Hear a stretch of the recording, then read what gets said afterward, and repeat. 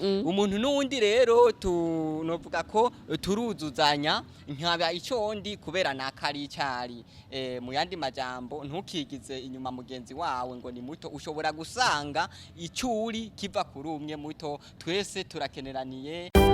Radio televiziyo RTBB turagukunda cyane bivuye ku mutima ibiganiro byawe bidushika kunyota radio televiziyo RTBB.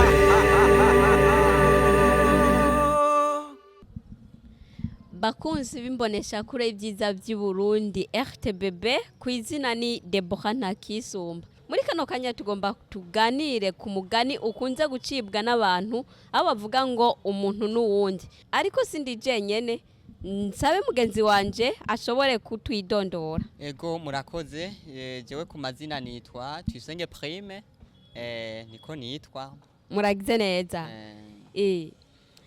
Prime bariko baravuga ngo umuntu n'uwundi, kuba ariko baratwumviriza tugomba tuganire kuri umugani ushobore kugira ijambo ushobora kuvugako. Kumbure dusabe bagenzi bacu bariko baradukurikirana namwe bwe tubasabe kusiga ubutumwa kuri page yacu aho mwandika kuri Facebook Radio Televiziyo Burundi Bwiza ndetse no kuri YouTube mushobore gukurikirana bino biganiro byacu biriko birahaca.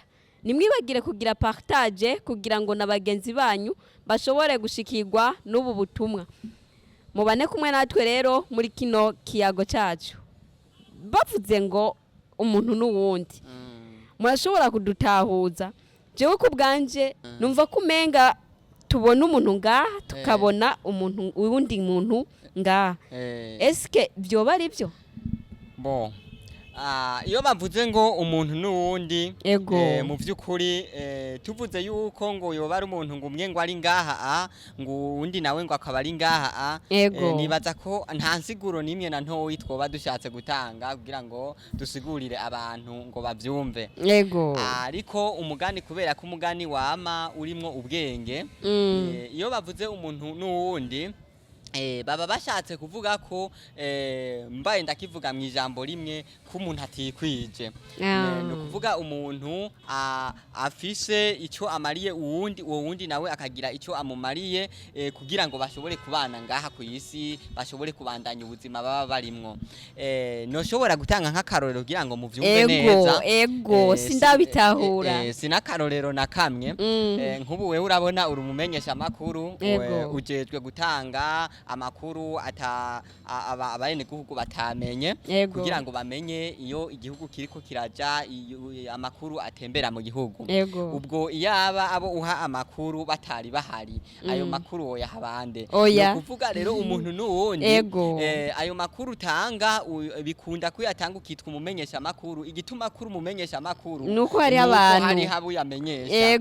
Urumva rero uri umumenyesha makuru kariko karaza kubera hariho abandi umuntu n'uwundi afise icyo Maria kumviriza ibyawe nawe ukamubarira ivyiwe.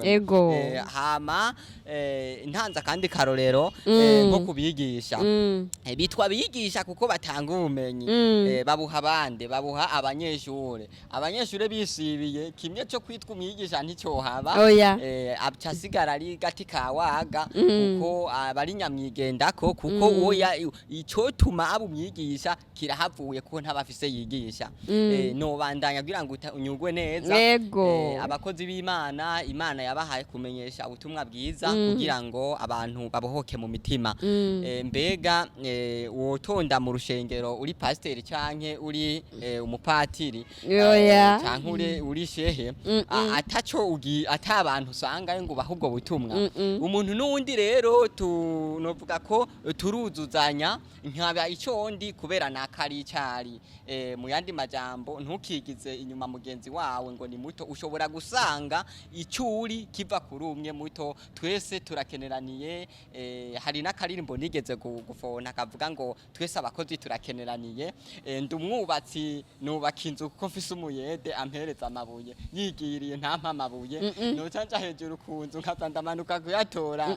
Ndibaza ubu mwumvise umugani murakoze naje ku kuntu ndiko ndatahura ndashobora kuvuga nk'akandi karorero aho umuntu ashobora kugira agisida ego kumbure agiriye agisida ahantu abantu bari canke batamuzi dufate ego akahakugwa n'abandi bashobora kumufasha muri iyo agisida Yego. bakamushikana kwa muganga cyangwa ugasangana umuntu umwe yashoboye kumusova akenshi abo bantu rero barakunda kuvuga ngo burya natembye cyangwa nahuye n'ikibazo iki n'iki tiyo ntahabona naka ego cyangwa iyo ntahabona uwo muntu yaciye ahaseruka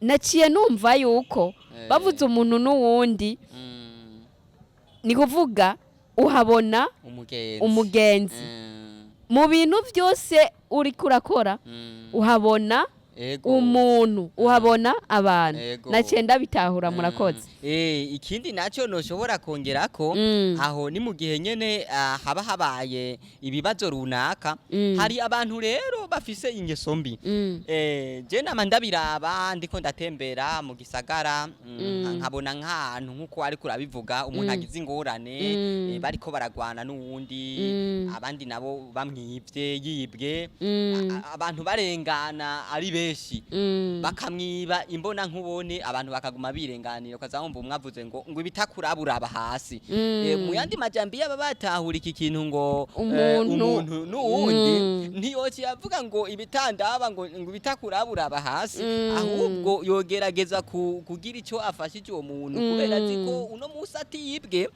hayibwe mugenzi wiwe yo mutabara akamufasha gufata igisuma ejo nawe ni wazokwibwa nawe atabaze bamufashe canke bariko baramukubita akabura ubanguranya ngo atabagwe amenye yuko utabanguranije nawe tuzokubitwa habura ugutabara ego burya kandi nabo bantu bitwa ko ari abagwizatunga batahabonye abantu ntibashobora kwitwa abagwizatunga ntushobora kwitwa umurimyi ngo ube umugwizatunga ku bw'uburimyi udafise abo bantu bashobora kukuyoboka ngo bagukorere maze ushobore kubahemba none ntiwama wabibonye gantuze we iyo hari umugwizatunga umusanze umuntu yitwa umugwizatunga kuko afise abantu bamukorera ntuzokwihende ngo ndi umugwizatunga udafise abantu ukoresha bagira ico banovye iwawe kuko ico cyo kwitwa ngo ndi umugwizatunga ni izina mpabwa nabo nagize ico ndabamariye